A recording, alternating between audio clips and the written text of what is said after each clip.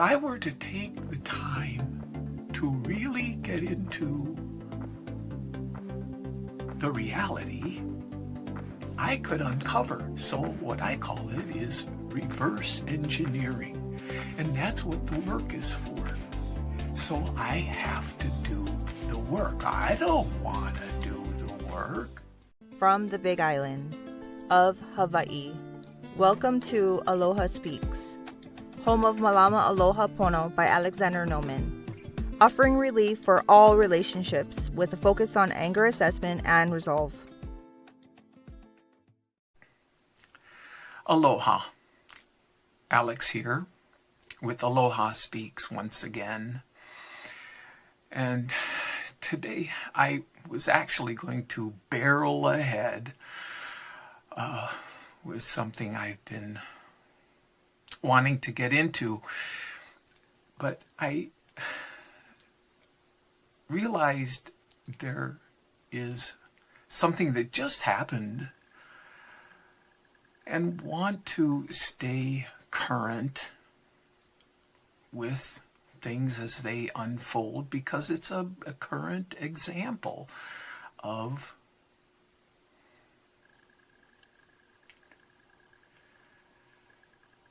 what happens in life. I was cruising along one morning. It was just not yesterday, but maybe the day before. And all was well, peaceful, which is often the case. And the phone rings. Pick up the call, and I'm not going to get into details. I was actually thinking of getting into details, but it's not the point. The point being that on the call, after it seemed like it was a benign phone call from a friend, a close friend, and an accusation was made. As the call went along, apparently there was a comfort level felt enough to reveal an accusation toward me, and I went immediately on the defensive and started to get upset, and the peace that I was feeling went out the door. It was gone. I basically, under the circumstances, I was even I even used words to say on the call, which I was observing. I was coming from another place, from all the, previous work I have done over the years. I'm observing, going, what you're saying is not true. But I was going, I feel like you're trying to make me feel bad right now, and the only thing I can do is get off the phone. It's the only thing I can think of. And it happened. The call ended without it getting ugly. A text followed, and it said, I'm sorry, I didn't want to upset you. That wasn't what I was trying to do. But that's not what I was looking for. And there was more to the text that was revealing. Point is that the peace was gone. I wrote the words down, I was upset. There was a disturbance in the force. When I got in touch with my body, my gut was churning. It was a terrible feeling. It was really churning and felt terrible in my belly. I was aggravated. I would have to call it even a form of anger. It was miserable. And it forced me to do something. I mean, it's like, this is not where I want to be. And when I took a look at it, it's like there was no question that prior to the what I would call external catalyst, which was the phone call, there was peace. It's not like the peace went anywhere. I went away from the peace only due to the external catalyst. So it absolutely looks like, it's very convincing that it's the fault of the external catalyst that I'm upset. I know that that's not a lie. I mean, I'm sorry. I know that's not true. I know that it is a lie. That there's no way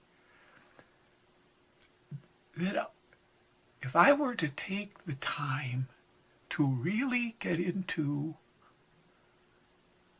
the reality, I could uncover. So what I call it is reverse engineering. And that's what the work is for. So I have to do the work. I don't want to do the work. The work. It can be whatever form of work. There are so many different forms of work. These things aren't the point. It can be whatever. It's always to look at myself. So I'm not going to get into even the details of the work. The point is, when I did the work, I found out in my selfishness, and the big one, my dishonesty, even on the phone call, I even made this person feel comfortable enough to make the accusation when I lied. As soon as I picked up the phone call, how are you doing? I was in so much pain at the time because of something I had just done to hurt myself with a condition that I have. And I was actually in pain.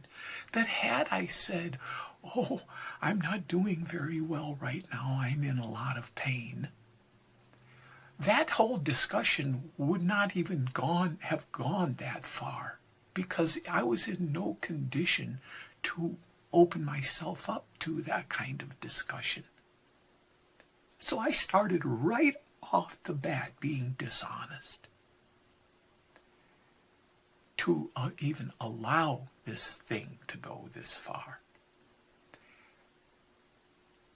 I also was not listening. This is something that happens worldwide. There's a not listening pandemic going on. And that is absolutely none of my business in the world. It's only my business in me. That had I actually been listening, I was in no condition to listen with the pain I was experiencing, the physical pain at the time. Had I been listening, I could have heard what was actually going on. There wasn't an actual accusation. There was an expression of what was going on for that person. That had I listened, I could have been empathetic and understanding and came from a completely different position than defensiveness.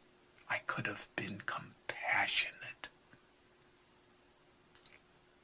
Fear. That's my final word in my work. I was coming from a place of fear. Even if it was based on the pain I had lied in the beginning, I've gotten more detailed than I even wanted to. The bottom line is, after doing the work, I was completely and totally back to the gratitude.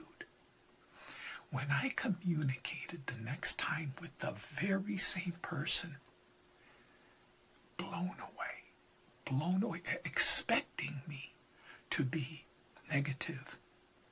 So much love, so much caring, so much compassion, and all healing, all amends.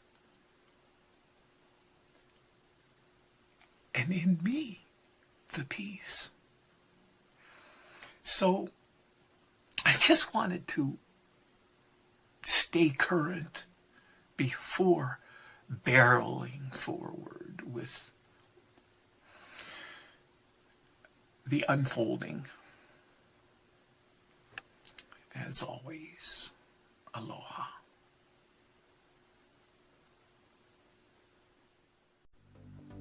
And to close, clicking on the thumbs up icon supports Aloha Speaks, as well as clicking on the free subscribe tab.